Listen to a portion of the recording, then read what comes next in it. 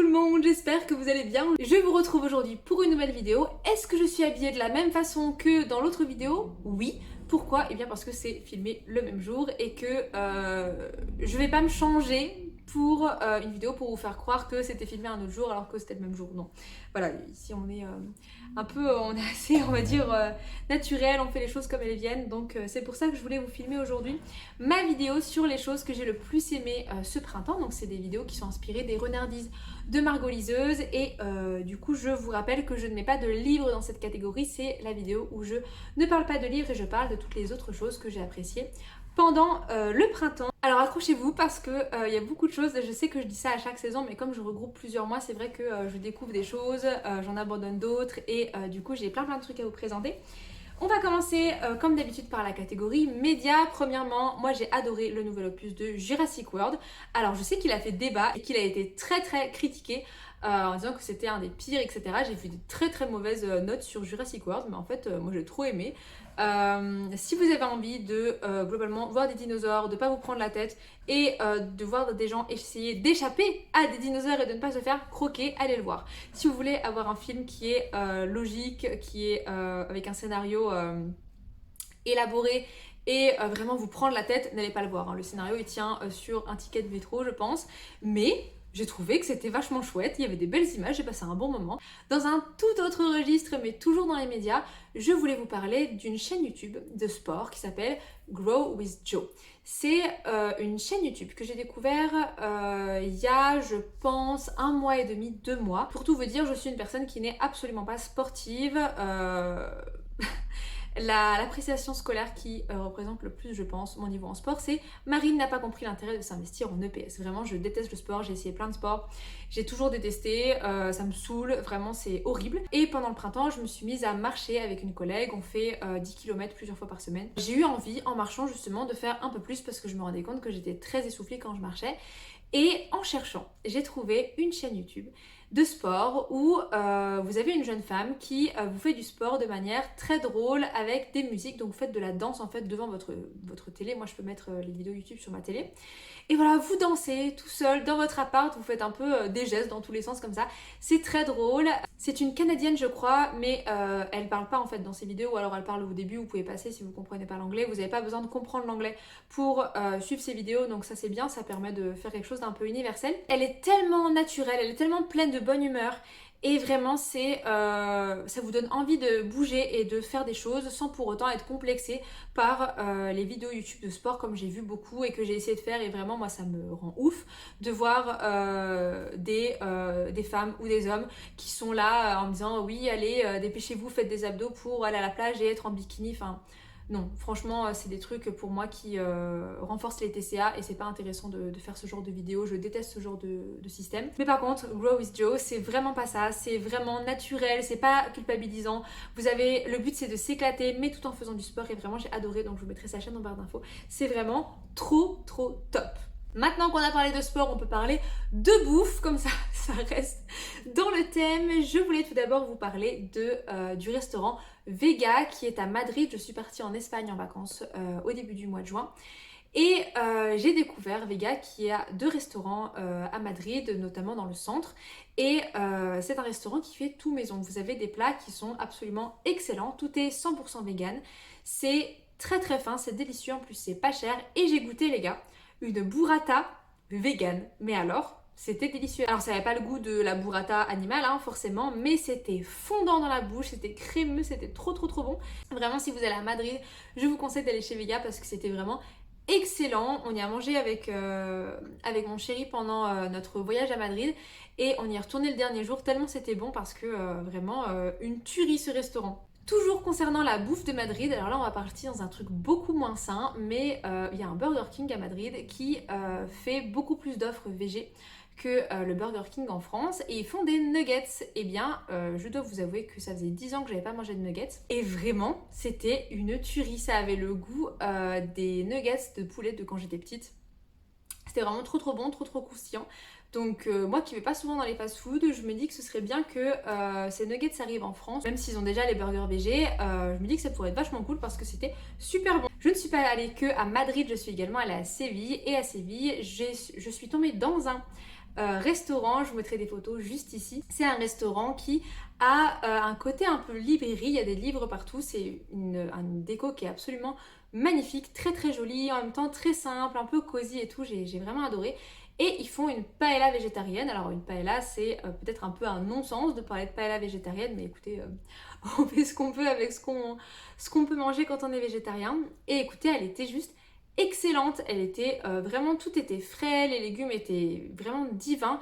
J'ai adoré, moi qui mangeais pas de paella quand j'étais petite et quand je mangeais de la viande, parce que j'aimais pas ça, en fait j'aime pas le chorizo. Et vraiment là c'était excellent. Donc si vous allez à Séville et que vous êtes végétarien, n'hésitez pas à aller là, ils ont aussi des paellas avec de la viande hein, évidemment. Et enfin pour finir avec la bouffe et sortir un peu des restaurants, je voulais vous parler des fraises puisque je suis allée faire un petit tour en Alsace l'autre jour, j'habite juste à côté de l'Alsace, hein, c'est vraiment pas loin. Et je suis allée par hasard cueillir des fraises, je suis passée là, il y avait un champ et je suis allée cueillir des fraises, je vous mettrai une petite photo de ma cueillette et vraiment, alors c'était pas cher parce que vous cueillez vos fraises vous-même, vous les pesez et vous repartez avec une fois que vous les avez payées. Donc c'est un prix au kilo qui est vraiment dérisoire et c'était les meilleures fraises que j'ai jamais mangées, vraiment elles étaient bio, elles viennent vraiment directement du producteur au consommateur, donc c'est un circuit hyper court. Et c'était trop bon. On va passer ensuite à la catégorie culture et tourisme. J'ai plusieurs choses à vous présenter et des choses qui étaient en Espagne bien évidemment. Tout d'abord je voulais vous présenter l'Alcazar de Séville, je vous mettrai des photos juste ici. C'est un palais qui est dans un style mauresque et il est absolument magnifique. Il a servi d'ailleurs, j'ai appris 2 décors pour la série Game of Thrones et c'est absolument magnifique, vraiment on a envie d'habiter dedans. C'est des pièces qui sont époustouflantes, vous avez une vue des jardins qui sont incroyables.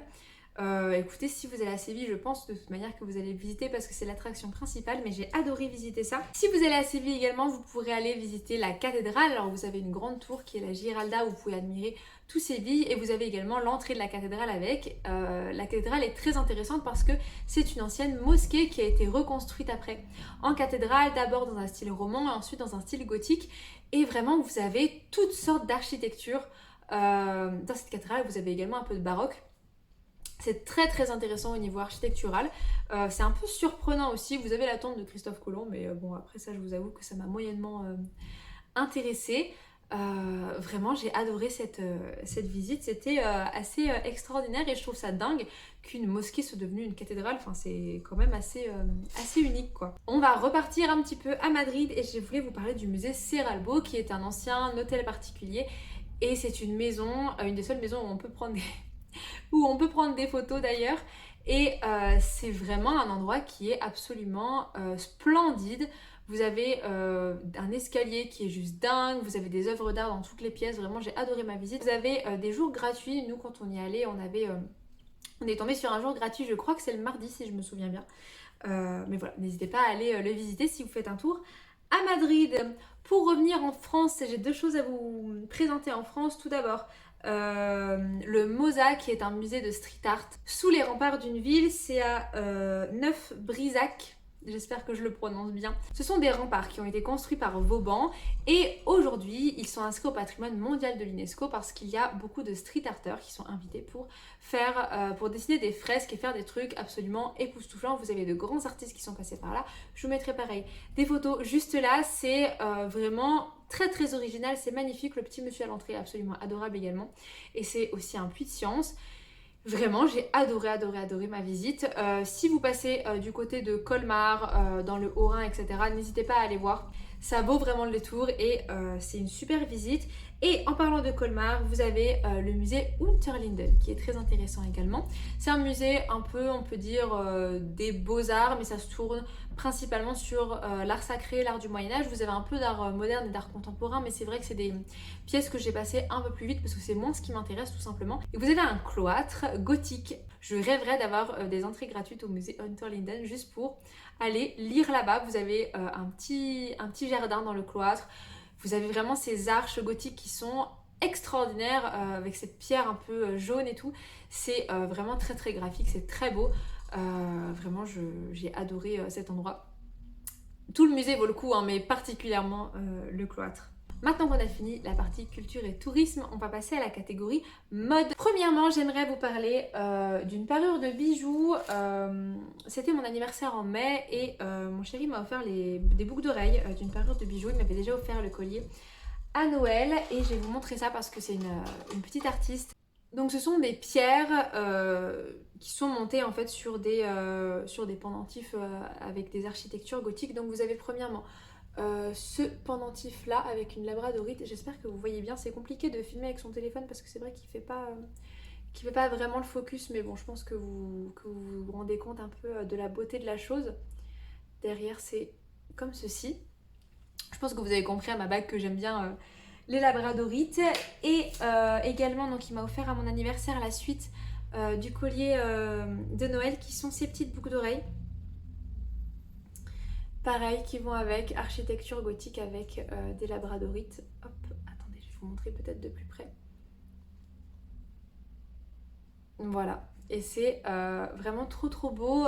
Je vous mettrai des photos de son Instagram et son Instagram en barre d'infos, mais vraiment c'est une artiste que je trouve absolument extraordinaire. Je la suis et elle fait des choses trop belles. Je suis trop contente. Je n'ose pas mettre mon collier et mes boucles d'oreilles tous les jours parce que j'ai peur de les perdre, mais vraiment je suis trop contente. Je trouve que c'est partie des plus beaux bijoux que j'ai dans ma boîte. On va totalement bifurquer de artisan à pas du tout artisan, mais depuis mes 6 ans je me ronge les ongles et j'ai enfin trouvé une solution pour ne plus me ronger les ongles, qui est de mettre des ongles press-on. Alors je vais juste vous montrer, vous avez dû me voir avec plusieurs types d'ongles dans les vidéos ces derniers temps, mais voilà, ça c'est les ongles que je préfère porter parce qu'ils sont assez courts et donc ils sont assez pratiques. C'est la marque Roxy Nails. Vous avez juste à mettre un patch collant et vous mettez votre ongle par dessus. Ça coûte 20 € la boîte et en fait vous pouvez les réutiliser à l'infini. Donc moi j'ai plusieurs boîtes. Sur moi ça dure une dizaine de jours et depuis que j'ai décidé de mettre des gants pour faire le ménage chez moi ça dure 15 jours. Et c'est quand même mieux que d'avoir des knackis. Mes ongles sont pas abîmés depuis que je les ai. Ils poussent, après ils poussent mal parce que comme ils sont rongés depuis des années, c'est vrai qu'ils sont un peu fragilisés. Mais en tout cas si vous avez des knackis comme moi et que vous avez envie de faire quelque chose d'un peu plus joli, en tout cas n'hésitez pas à aller regarder le site Roxy Nails. C'est vraiment un site qui est super chouette et les ongles sont de super qualité. Après cette catégorie un peu mode, on va passer à la catégorie déco et j'ai deux choses à vous présenter. Tout d'abord, j'ai construit mon cadeau de Noël il y a pas ce Noël là mais l'année dernière, je l'ai enfin fini. C'est une map monde en puzzle en bois. Hop, qui vient de chez Nature et Découverte, que j'avais, moi j'adore les puzzles comme ça, c'est trop beau. Alors je me suis un peu cafouillée sur certains trucs, par exemple j'arrive plus à rentrer le tiroir alors qu'avant j'arrivais. Mais mon père est passé par là, il a ouvert le tiroir et j'arrive plus à le fermer. Mais voilà, en fait c'est vraiment une map monde, c'est trop beau et en fait elle tourne.